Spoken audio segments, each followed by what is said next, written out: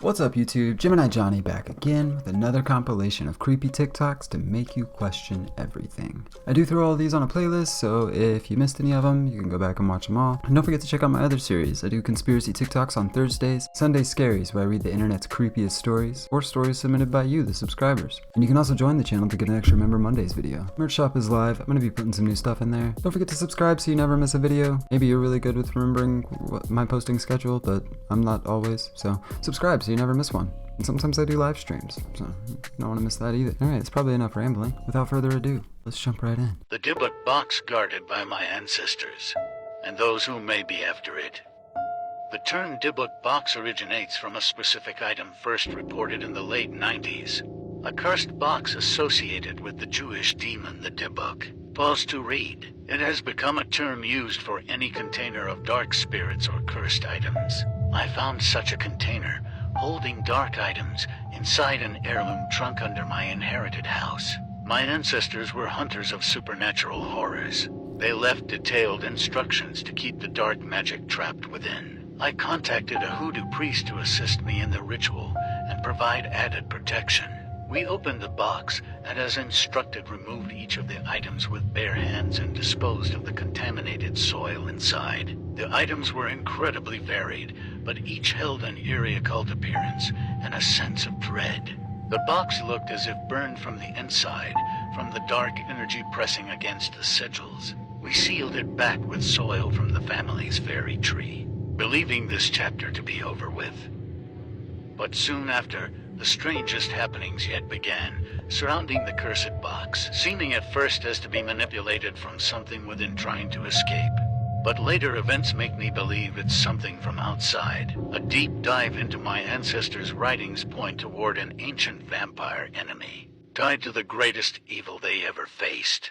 What the heck did I just witness? How have I never heard that story before? That was terrifying. Well, it didn't say their username anywhere in there, but I'll do some digging and see if I can find more information about that, because what the heck was that? Why would you... I wonder why they opened the box in the first place. Did they explain that? I would have just not opened the box if I knew what it was. But yeah, I've seen Dybbuk boxes on here before. I've got one of my YouTube shorts on my channel is a reaction from an early video to a guy that supposedly bought a Dybbuk box. I don't know why you would do that. Yeah, crazy stuff. That was super interesting. It was a really well put together video, which makes me kind of question it, but I don't know. Certainly seemed like they were actually dealing with all that, you know? These 2023 predictions will terrify you. Let's see if any of them came true. Okay, so we all know who Nostradamus is, and his predictions for 2023 are actually terrifying. He predicts that World War III will happen, and in his words, he said 7 months of the Great War, people dead of evil doing.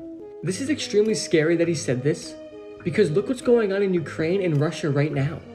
So if countries like China and the United States get involved, World War III is definitely inevitable. So Nostradamus could be right about this one. Next up, Nostradamus' final prediction for 2023 is that a new world order will take over. He says a new alliance of two great powers would come together and ultimately take over the world and completely control it.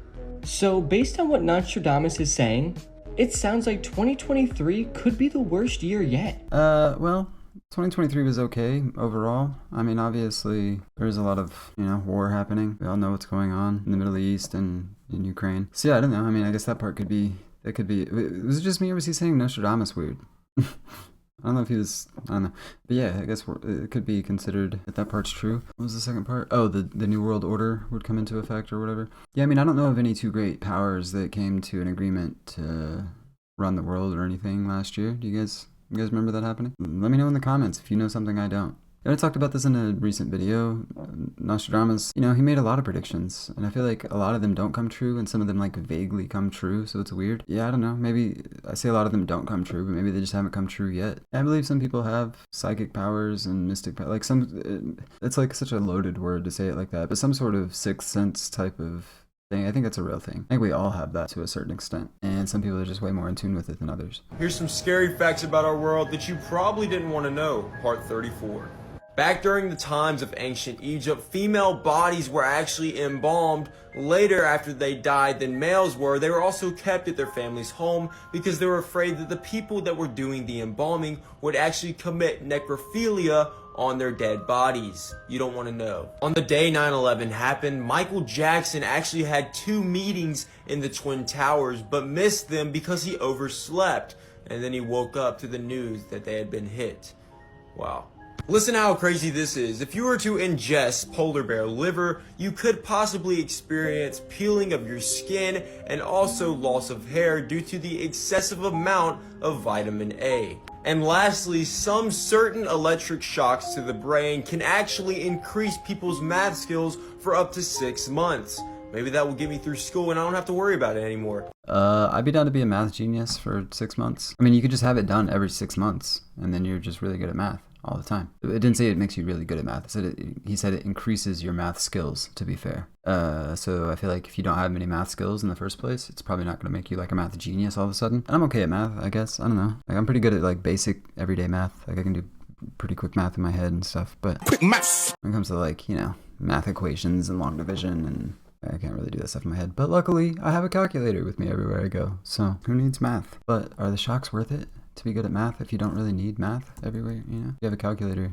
You can literally type a math equation into Google and it'll spit out the answer. So you don't really like need math. This is probably not a positive message to put out. You do need math. Don't get me wrong. But what are the long-term effects of those shocks, and is it worth it to make you a little bit better at math? But I do know that electroshock therapy has a lot of other benefits. So if you're going to do it anyway, hey, shock that part too. Disturbing facts about the human body. PT.8. Some people lactate through the skin of their armpit after giving birth. Period cramps are essentially your womb suffocating itself. Because your brain has no pain receptors, brain surgery is sometimes performed while the patient is awake. There's probably more bacteria in your mouth right now than there are people in your country. When your cheeks blush, so does the lining of your stomach. A large percentage of the dust around your home is made up of old skin flakes, and when you consider that you lose about 50 million cells a day. That's gross. So, go dust your house, because gross. Literally just got myself up out of bed because I remembered I wanted to talk about this. Anybody who watched original Goosebumps, like the show when they were a kid, you'll understand this reference. It's very, very much this, right? It's very like Courage the Cowardly Dog, kind of like Return the Slab, where clearly it's a kid show and it's made for kids, but the adults took it a little too far. That's Goosebumps. Specifically, I'm talking about this one, Carly Beth and the Haunted Mask. And you're probably thinking about this mask, right? You're like, yeah, that's the haunted mask. That's the scary part. This was not what messed me up from that episode. It's this, the sculpture of Carly Beth. What is this thing? There's something wrong with it, you guys. If I saw the haunted mask coming out of my closet, spooky. If I saw this, this face, I've passed away. Fair. Did you know that one cannibal killer played a part in inspiring 3 of the biggest horror films of all time? The Texas Chainsaw Massacre took Ed Gein's obsession with human skin and used it to build the character Leatherface, a guy who wore face masks made out of human flesh. Yes, Ed Gein actually did this, and even made household items like lampshades and chairs out of his corpses, which again feature in the film. In Silence of the Lambs, Buffalo Bill is also loosely based on Ed Gein. Like Ed, Bill has an obsession with female flesh and likes to make his own skin suits from his victims. As only female remains were found in Ed Gein's home, Buffalo Bill is a direct nod to Gein's real-life crimes. And in Psycho, Norman Bates' haunting infatuation with his mother plays a huge part in his killings, and, you guessed it, was the same case with Ed Gein. Ed Gein grew up with an overbearing mother who told him all other women were instruments of the devil. When she died, Gein tried to keep her alive by preserving the room she stayed in, and eventually he started trying to become her, wearing her clothes, acting like her, and killing and skinning women so he could wear them. Yeah, he was pretty messed up. There was actually, I think there was a movie based on straight up his life. It was a depiction of his life. I remember watching when I was a kid. Maybe I made that up. I don't know. Yeah, came out in 2000 called Ed Gein. In the Light of the Moon. The original title for the Ed Gein movie was In the Light of the Moon. They changed it to Ed Gein. I don't remember it being good, but I remember it. Yeah, obviously one of the worst humans to ever exist. Super despicable. Also, very tragic story of, being abused and what that will turn you into. This story is remarkable. This is the Titanic reincarnation case of Jamie and Thomas Andrews. Growing up in Madison, Wisconsin, Jamie's parents said that he was a really happy and easy kid. He grew up with a speech impediment, but they noticed it was more of a British accent at times. And his parents noticed that Jamie never went past the first few steps in their swimming pool. The rest of the family loved swimming, but Jamie seemed terrified of deep water. He would use different terminology as well, the terms port and starboard to indicate from left and right. When he was 5 years old, things started to shift as Jamie began having night terrors. He would jump out of bed in a full-on sprint, almost as if he was looking for a way out. Doctors told them it was just sleepwalking.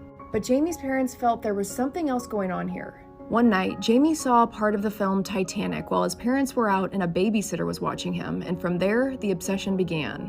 He began drawing picture after picture of the ship, over and over. More than 50 drawings in 2 weeks. The obsession amplified over time. In school, on placemats, anywhere he could, he was drawing pictures of the Titanic sinking. Jamie also knew so much about the ship, the interior levels, how it was built. Things that the average 5-year-old just wouldn't know. He would repeatedly tell his parents about the accident and said that it shouldn't have happened. He said there were mistakes and corners were cut. He told his mom that using iron instead of steel was wrong. Jamie said those men in the boiler room should not have been trapped like they were, and he would cry while talking about it and act as if he was responsible. And this went on for 2 years. His mom was shocked when one day Jamie was out riding his bike. He said that he saw his mom riding a bike down the same street when she was a young girl. His mom was confused and he said, "Well, you know there's windows in heaven, Mama." This amazed his mom as she did have a blue bike when she was a young girl. She started to believe that maybe her son was on the ship in a past life, and this was reincarnation. She began to look into the history of the Titanic and who was aboard. And there was one person who connected to Jamie, Thomas Andrews, the chief designer of the Titanic. The night the Titanic sank, Andrews did not get on a lifeboat and went down with the ship. You may remember his character from the film. Andrews was also vocal about how the financiers cut corners when building the ship, not enough lifeboats, and he notably wanted to use iron instead of steel. After visiting a Titanic exhibit at the museum and gaining some closure, the obsession slowly started to fade away for Jamie, and he eventually stopped talking about the Titanic. Jamie is now older and still believes that he was Thomas Andrews in a previous life and is at peace with it. And career-wise, he has an intense passion for design. Wow. Am I right? What are your thoughts? Dang, that was a crazy one. You guys know I'm open to, the idea of reincarnation. I think that could be, or some iteration of it, something similar to reincarnation. Like, I think our consciousness goes somewhere and might come back. I don't know. I'm not fully sold, but you hear stories like that, and how are you not open to the idea that it might be possible? Even if it's, I don't know, from a very Anglo-Saxon view of like, you go to heaven and then you get sent back because you got more work to do on Earth or something like that, Yeah, super interesting stuff. Yeah, I love those like past life stories. Those are always so interesting because, I know kids can make up stuff, but when they know details like that, like why would a 5-year-old know all the decks to a ship? Yeah, real weird. Have you ever heard any convincing past life or reincarnation stories? Let me know in the comments because I love looking into them and I'd love to read about it. Or find videos on it. This photo is of the Cincinnati crawler. It was taken by a family who caught him in their home in 1974, but he escaped shortly afterwards. So in 1974, the Johnson family in Cincinnati noticed a couple weird things happening in their home. The 14-year-old daughter, Claire, would complain about seeing glowing eyes outside of her window at night. And then one night, the youngest son, Timmy, was laying in bed in the dark when he felt the family dog jump up onto his bed. But when he went to go pet it, it was not the dog. It was the crawler, who police still believe was responsible for the disappearance of 4 other boys in the area. Some believe that he was an escaped convict, while others actually believe that he was the victim of human experiments happening in the area that may have been conducted by the family's dad. Claire snapped this photo of him before he escaped, but he was never found since. I don't know about all that. Scary things caught on camera. In 2016, a Kentucky police officer was patrolling the streets when he stumbles on something bizarre on the middle of the road. Running towards the headlights, a small figure emerges out of nowhere as soon as he gets out of the car to investigate. Take a look. Deputy Jeremy Gatney of the Lincoln County Sheriff's Office was on a routine patrol when his headlights shone across something running towards him. The officer spotted a child with no adult supervision running in the middle of the road and instinctively picks him up. Just moments later, a large trailer drives by where the child was running from. It's fortunate that the police officer saw the toddler first, or else this video would have ended in catastrophe. Check out my page for more videos. Real life horror. Jesus. Scary things caught on camera. Project Riese was the code name for a construction project of Nazi Germany. It consisted of underground tunnels in the Alp Mountains. However, none of the structures were finished. The true purpose of the project remains uncertain because no documentation describing Project Riese has ever been found. In this video, a group of explorers are scouting Project Riza when they come across another strange explorer.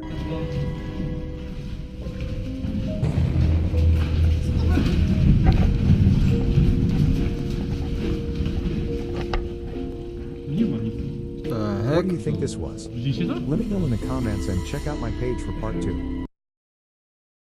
Why is everybody digging tunnels? What's going on? Yeah, I don't know if you're in Germany, I guess. Let me know about those tunnels. I didn't know about this. That'd be tight. Somebody fund my trip to Germany so I can go check out. I'll go check out these tunnels. Say I won't. Say I won't. This woman's kidnapping story was so bizarre, many, including police, thought it was a hoax. This is the case of Denise Huskins. In 2015 in Vallejo, California, Denise and Aaron Quinn began dating. They both worked as physical therapists and were a cute couple, according to friends. But they had been having some issues, as Denise found out that Aaron had been cheating with an ex. The two were having a hard time, but trying to work it out. On March 22nd at 3 a.m., the couple was upstairs sleeping at home when they woke up to find an intruder had broken in and was in their bedroom in a wetsuit. The intruder then tells Aaron to give him his computer and bank account information. He then forced the couple to put on swimming goggles that had been covered in duct tape and put headphones on.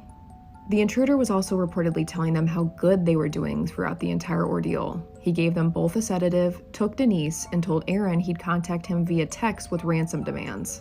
The next day, Aaron woke up from the sedative. The intruder told him not to call police, so Aaron fell back asleep, but later in the day made the call. Aaron tells police what happened, but to them, the story sounds far-fetched. Aaron's cheating and the couple's recent relationship issues made police suspicious of him. A massive manhunt ensued. 140 police and FBI searched all over for Denise. When suddenly, 48 hours later, Denise reappears, seemingly unharmed in Huntington Beach, California, 400 miles away from where she was taken. She said her captor had released her in her hometown on the street she grew up on. Denise told police a similar story to what Aaron had told them and said she was taken by a man to his home in Lake Tahoe where horrible things happened. Then said he just decided to release her, drove her all the way to Huntington Beach, dropped her off near her dad's home, and then drove away. Twists and turns, but police weren't buying any of it. The story was so elaborate it almost seemed like the plot of a thriller movie. Many began comparing Denise's story to the plot of Gone Girl. Boyfriend or husband is caught cheating, girl leaves, and then pins it on the spouse. Police said they felt they had wasted resources and declared the whole thing a hoax. Both Aaron and Denise hired attorneys. But a reporter at the San Francisco Chronicle started receiving anonymous messages from someone claiming responsibility for the crime. 2 months later, police got reports of another home invasion near San Francisco, another couple, and the stories were eerily similar. The intruder ran away but left his cell phone at the scene. They tracked that phone to this man. Matthew Mueller, a 38-year-old Harvard-trained attorney and ex-Marine. His property is searched, and what do they find in his possession? Aaron's stolen laptop. After another home invasion similar to Denise and Aaron's, the suspect, Matthew Mueller, was found, searched, and taken into custody. They find Aaron's stolen computer in Mueller's possession and immediately start putting two and two together. Denise and Aaron did not make up this entire thing. The man who was guilty had been caught. Strangely, Mueller had used a remote-controlled drone to spy on Denise and Aaron before the entire ordeal. He eventually confessed and was sentenced to 40 years behind bars and was just sentenced to another 31 years. Nice. Denise and Aaron were vindicated and won a settlement of $2.5 million from the Vallejo police. Nice. But say the whole thing and what they went through was traumatizing. The two are now married with a child. I can't imagine. This is one of the craziest cases I've ever heard of.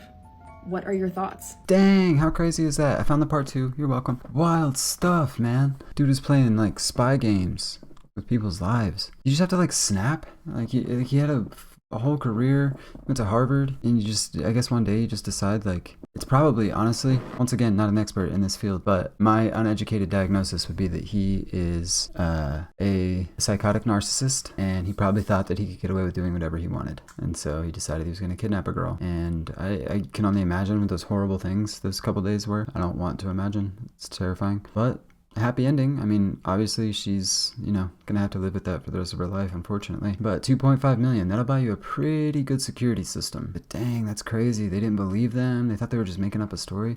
Why would you make that up? I can understand their skepticism when the girl had disappeared, but once she showed back up and said the same story, it's weird that you would think that they were lying. But good thing he got caught. That probably would have turned into a serial killer, because, man, I don't think you stop at kidnapping women in their sleep. Man, that's wild. Can you tell a place has a dark past just by looking at it? Yep. This is part of a series where we look at listings of homes that have tragic backstories.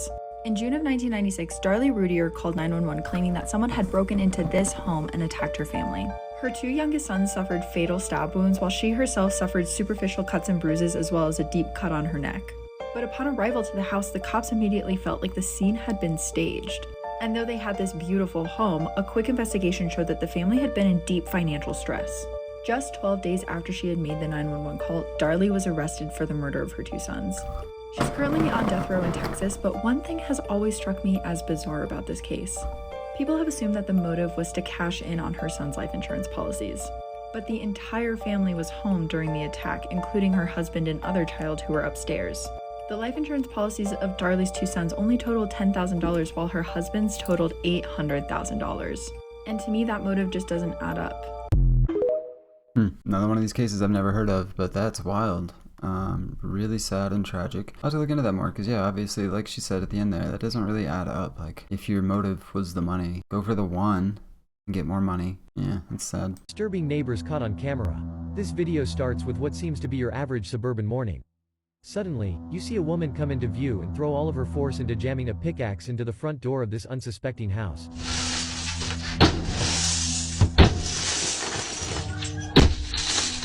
She then leaves after a while. I'm guessing they didn't teach you about the Russian survival experiment in school. No. So during the height of the Cold War, Russian operatives wanted to see if they could train their citizens to survive a nuclear apocalypse. So to do this, they recruited 12 adults, all ages 18 to 45, and ran them through a simulation. They told all 12 people they were being recruited off-site for a routine psychological exam, basically studying the effect of the Cold War on mental health. But the second day everyone was there, the operatives told everyone that a nuclear bomb had gone off and killed everyone in a 1,200-kilometer radius. They then kept the subjects in a bunker for 5 days with limited access to food and water. They even showed the subjects fake images of the blast and told them that their friends and family didn't make it.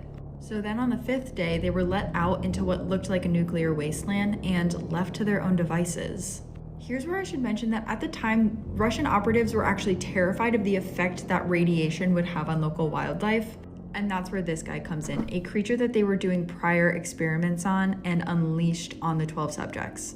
I want to keep these short, so I'm going to do the rest in another part. This is the Russian survival experiment. During the Cold War, Russian operatives wanted to see if their citizens could survive a nuclear fallout, but the one thing they couldn't account for was how radiation was going to affect local wildlife population. So in secret, they were testing radiation on animals and breeding these wild, hyper-violent creatures. Then they recruit a group of 12 adults and keep them in a bunker for 5 days, lying to them and saying that a bomb went off and all of their friends and family didn't make it. And then on day 5, they released them back into the woods along with all of the animals that they had been manipulating. This is actually one of the only photos ever collected from the trial, and it's believed that this is actually one of the animals they were working on in secret. The only thing we know is that one of these subjects was killed by one of these creatures almost immediately, which caused the other 11 to scatter in the woods and try and survive for the next few weeks. 11 skeletal remains were eventually found, all of them torn apart, and many of them missing their left hand. But a 12th skeleton was never found, leading many to believe that someone is still out there who knows exactly what went on. Want to hear a truly eerie case? This is the bizarre disappearance of Brandon Swanson. On May 13th, 2008, Brandon Swanson had just completed his first year at a local technical college where he lived in Marshall, Minnesota. That evening, he and some friends celebrated at a home nearby in Canby. According to friends at the party, Brandon seemed fine when he left the party just after midnight. Brandon was going to make the 30-minute drive back to his parents' home in Marshall. Almost an hour later at 1:15 a.m., Brandon got his car stuck in a ditch. He first called friends for assistance, but they didn't answer, so he called his parents and told them that he was stuck. When asked, he said he wasn't injured, and Brian and Annette, his parents, drove and reached their son's mentioned location to try and find him. But strangely, when they get there, they don't find Brandon nor the car. They get back on the phone with Brandon and begin flashing their headlights. Brandon said he could see a light in the distance and said he would walk towards it. Staying on the phone with his dad during his journey, Brandon told him that he passed some fences and could overhear water flowing in the distance. Shortly after 2:30 a.m., 47 minutes into their phone call, Brandon suddenly shouted, "Oh shit," and then silence. His parents hung up and tried to call back again and again, but there was no answer. His parents continue driving around searching for their son or the car, but can't find anything. The next day, police start their search, and to add to the mystery, investigators looked at Brandon's cell phone records, and it indicated that Brandon was actually 25 miles from where he said he was, in a town called Porter. This led to the discovery of his car in a ditch nearby. In the following months, police and volunteers combed the area on foot, horseback, and all-terrain vehicles. But to this day, Brandon has never been found. Brandon's state of mind has been called into question, but both friends at the party and Brandon's parents said that he seemed fine. Mysterious. Overall, a really sad case for Brandon's family. What are your thoughts? Actually, I thought that guy looked familiar, and I've seen videos on that case before. It is super creepy, and I'm pretty sure there's an audio recording from the phone call. Now looking back, and now that I'm talking about it, it might have been made for the video that I watched, but it seemed like it was presented as if it was the actual audio from that night while dad was on the phone with his son. So again, I don't know if that's actually real or not, but yeah, super creepy story. And it sounds like she did a pretty good job covering it, but there are some other details. Like there was something that led them to believe that he ran into somebody, some like locals or something, and they tried to like rob him or something. I don't remember all the details. I shouldn't bring them up if I don't know them. But yeah, super wild story. And yeah, I hope he gets found someday. I mean, I guess best case scenario is that he did have some kind of mental break and just wandered off, and he's out there somewhere, you know, trying to remember who he is. But I think he probably ran into some trouble that night, unfortunately. Yeah, really sad. But I do hope his family can find some closure. That would be nice. But there you have it, folks. That is another compilation of creepy TikToks in the books. We did it, we done it. We're doing it some more. If you enjoy this kind of content, you can check out the entire playlist in the description below, and go back and watch my TikToktober and 25 Days of Creepy series. A whole lot of reaction videos for you. Merch shop is live. Go check that out. Don't forget to subscribe before you get out of here, you rascals. I know you always forget, but it's free and the easiest way to support the channel, so you'll never miss a video in the future. Tight. And don't forget, every Tuesday, Thursday, and Sunday, we'll have a brand new video out for you. And if you're a member of the channel, you get an extra video on Mondays. So until next time, stay creepy.